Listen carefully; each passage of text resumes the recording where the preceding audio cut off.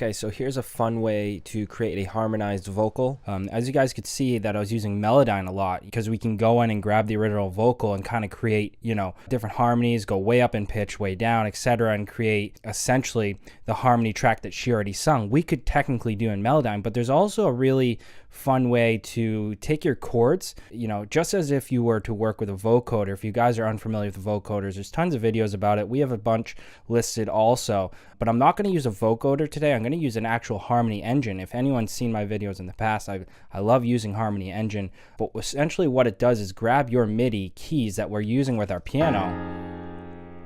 We're going to copy that exact MIDI down into a new track that's going to feed in a MIDI, essentially a MIDI triggered instrument, which will be our harmony engine. What essentially that's going to take is a muted vocal track, and that's going to be our lead layer. We're going to take our muted vocal track dry, no processing at all, and I'll do that now.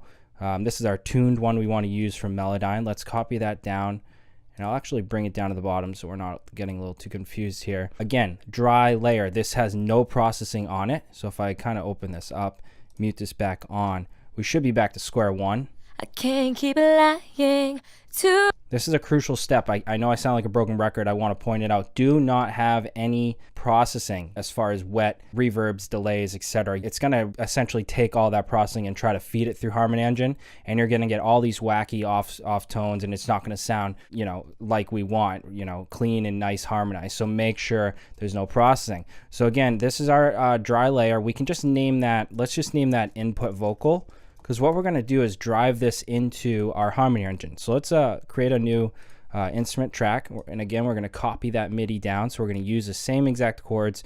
You guys could get away with kind of switching the notes around to create interesting things, but essentially 9 out of 10 times I'm going to use the same MIDI as my piano or my chords or whatever's going on in the track, same exact MIDI. So now this is going to be our harmony engine, or whatever you guys want to call it, and I don't need any of this processing on. I just copied it down. Let's get rid of all of that. Now I'm going to open up a MIDI controlled effect. As I said, we're going to take this MIDI and we're going to run it through. We're essentially going to run this vocal through this MIDI. Same idea you guys are doing with vocoders, playing on the keyboard while singing through your mic and vocoding your voice. Essentially the same exact thing. Now we're just using it as a harmony kind of generator from the MIDI. So essentially we want to go to our side chain up here, and we want to bring in this track here that's called input vocal. So we'll go side chain, and you have input vocal right here. What that's doing again is taking that muted vocal. We do not want it on. It's muted, as you notice. It's going to take that vocal exactly how it's sung, and it's going to bring it right through this MIDI. So it's going to sing it per the notes in the MIDI, which is really cool. You guys could kind of have fun with this as far as switching on the input and using your own voice. Sometimes I'll just sit here with singing certain phrases while playing certain chord progressions on the MIDI keyboard, and you guys can kind of create a cool harmony effect that you could use in your tracks. Even if you kind of do this with your voice under someone else's acapella, that's also a great thing to try too, and get creative with it.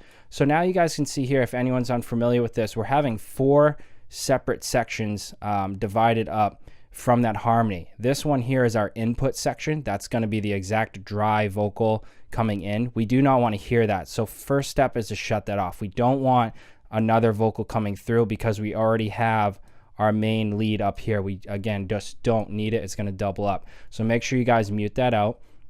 Now essentially what this vocal harmony engine is going to do, it's going to split everything up per the chords you guys have. If you have a lot of high-end chords, if these are way up high, it's going to usually use the high-end register of the mixer in here. If you have low chords, low mids, it's going to use these. But if you have a lot of material going on, thicker chords, a lot of keys like I have here, it's going to usually try to use all 4 of these. So now let's switch this on, and it's going to pretty much create a pretty cool harmony sound. First thing you do before you put it on is make sure this is switched to MIDI Omni. Essentially what that's doing is just grabbing the MIDI that's now down in the instrument track here. I can't keep lying to myself. So that's really cool stuff, because now I can use that in so many different places in my track, as an intro, as like a cool kind of breakdown section, or just mix it as a piece of itself, as a stem, you know what I mean? As a low stem underneath all the stuff we've already done.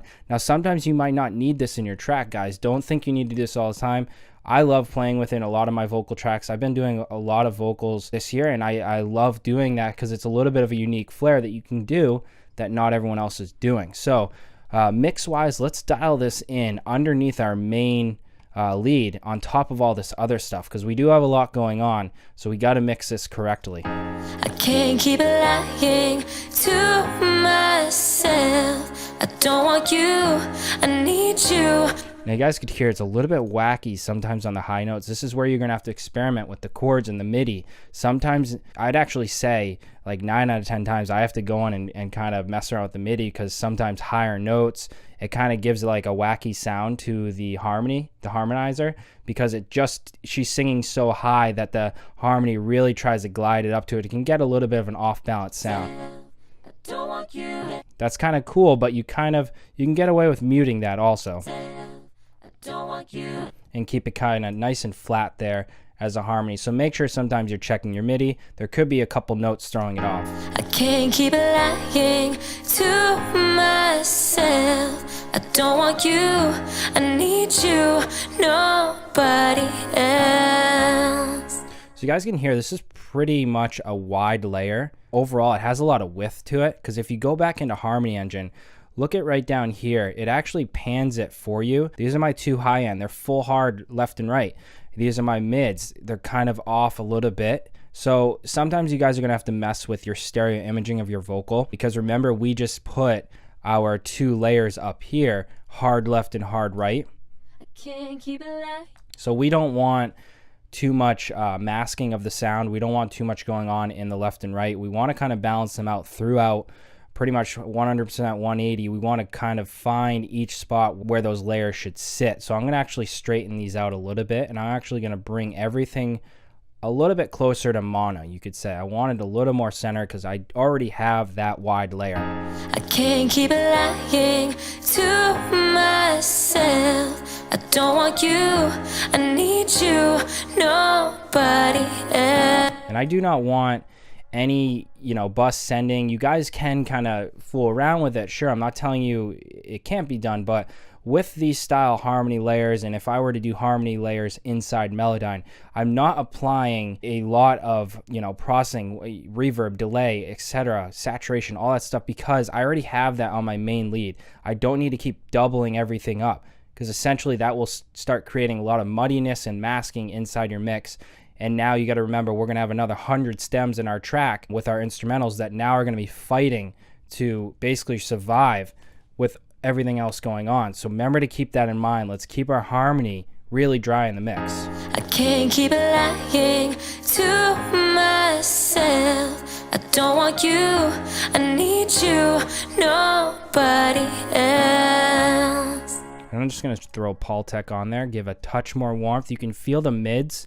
The nice mids of that harmony is coming through, and it's nice and warm. But if you throw the Paul Tech on, we're going to get just a touch more in the mid register. I can't keep lying to myself. I don't want you, I need you, no. Now when we add that warmth, let's bring it down. I can't keep lying to myself. I don't want you, I need you, nobody else. Awesome. So that's giving a little more value to the vocal. If we kind of bring that off in another session outside of my track like I'm doing here, I always take the chords of my track and I will mix the vocals per the chords, and they should be shining on top. Then I can go back into my in mix and make sure they're kind of balancing with the rest of the instrumental. There's so much going on. You might have to do cutting and editing here and go back and forth.